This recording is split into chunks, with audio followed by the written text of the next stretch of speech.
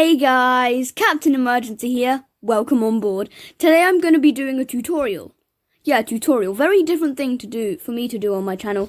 But, regardless, I'm going to do one. So, as some of you may not know, I, over the past month or so, have learned how to fly the 777. It's taken ages. It's taken forever. Sorry about that, by the way. It's taken ages though. So now I'm going to finally give you a tutorial on typically how to fly the 777. So let's just do this. So I'm on the runway at our airport right now. And what I typically do is put your parking brake on until you're just about ready to take off. If you want, you can set your altitude, but it'll probably already be set. So you can just do this, set it to, for example, 35,000, I don't know.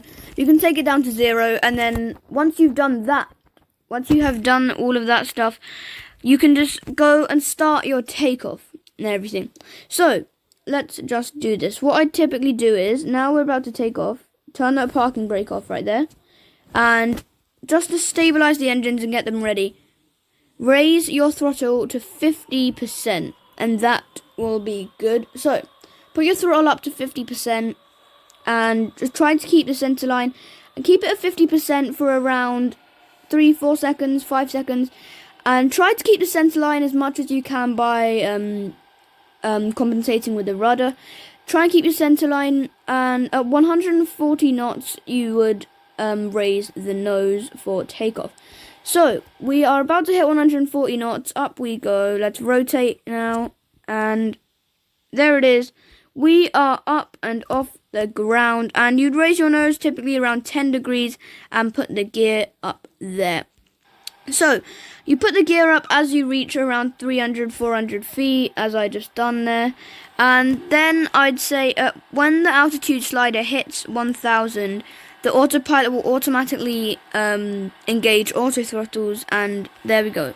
This is the point where you engage the autopilot. So that is all fine and dandy, and that is typically what you would do after takeoff. That's typically what you do after takeoff. So that's a simple takeoff. At 1,000 feet, you would engage the autopilot, and that's all fine. So now for the landing. You want to go select a landing if you wanted to, and now this is the bit where it really gets technical. So I would typically keep my vertical speed at 0. So keep the nose like perfectly level. And for landing, zoom in a bit more so you can see the runway perfectly. So as you can see, look, my nose is perfectly level and the plane is perfectly level and all good. So, yeah, and you want to keep, those little black lines just in between the brown bit and the blue bit of your PFD. So, you want to take your speed down to your landing speed. It will already be there, 145 knots for the landing speed. And just keep your plane very stable. As usual, make sure the simulator is running smoothly, because otherwise you will come down like an absolute meteor smashing into the earth, which will not feel very good for you or your passengers. So, now at this point, you would raise your nose. Around 500 feet, you would raise your nose.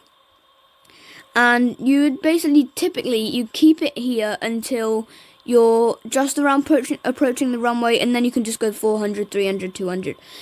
Make sure you're fully concentrated as well, because otherwise you're going to absolutely smash the runway up with your hard landings. I don't know how much of a good landing I'll be able to do, but I'm just going to close my mouth. I'm not going to talk at all, and I'm going to try and land. So as you can see, I'm now perfectly aligned with the center line of the runway.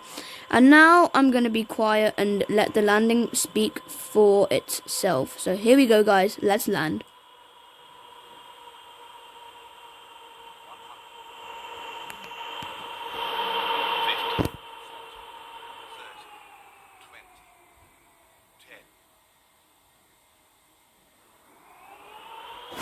That was the landing. I accidentally smashed down the nose wheel into the floor. But regardless from that, you would want to keep your reversers at around 20%. As you can see, I'm putting on the brake around 20%. As usual, landing on center line and everything. And then when you're supposed to turn off, take it all the way to 100% brake, and there you go. You're all fine now. So I'm typically going to be turning off here at this taxi gate. And that was that, guys. That was the landing. So now we're going to go review that landing here. I don't know why our plane is just yawed off to the left, but we will forget about that. And let's go replay that landing. Now, I always have my sound really low for some reason, so I couldn't really hear the call-outs. But anyway, you want to keep nice and low. At this point, before you hit the runway, you want to hit about 50 feet. This is when you want to hit about 50, 40, 30, 20, and then you hit 10. And then, boom, there's a touchdown. So, that was, all in all, that was an average landing, I'd say. It's not the best, not the worst. But it was a good landing, you know. Not much. You prefer around. I'd say typically on a landing you would prefer around.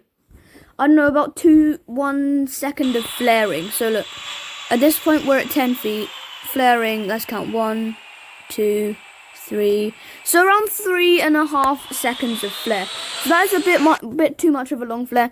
And as usual, you'd say as soon as you touch down there, as soon as you touch down like that, if you can see down from this view, are you centerline? You can look at the nose wheel, and you can see, are you aligned with the centerline? This one I was all right on centerline. I wasn't the best, but I was all right. So that was that. That was the landing, basically. So, you wanted to flare, and after you touch down, try and pull up as much as you can to stop the nose from slamming into the floor. I did that, but I didn't do it very well. Look at the nose. Just smash into the floor. So this is what I would, this is typically what you would see if you would land in the cockpit. So this is typically what I saw during that landing. And that is the point where we touch down, and boom, there it is.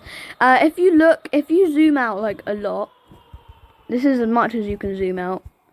If you look at this, as soon as I touch down, look at the yoke. It just moves straight back. So that was me in an attempt to try and raise the nose, but obviously I didn't do it too well. But that was that for a landing, guys. What do you think about that? Hopefully it was alright in your standards, I guess. And that was pretty good. For my standards, that was a very good landing.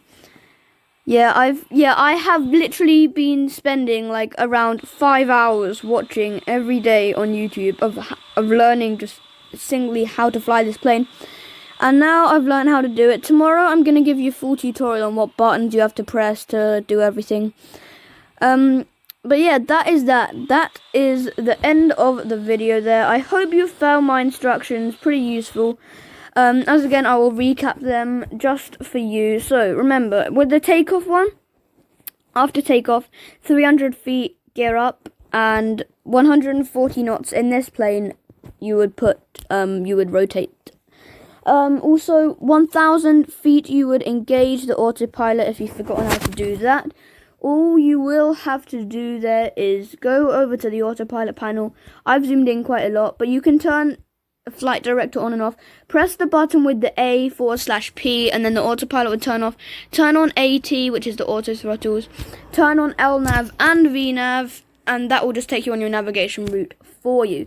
So that is that, guys. I hope you have found this tutorial at least helpful in some way.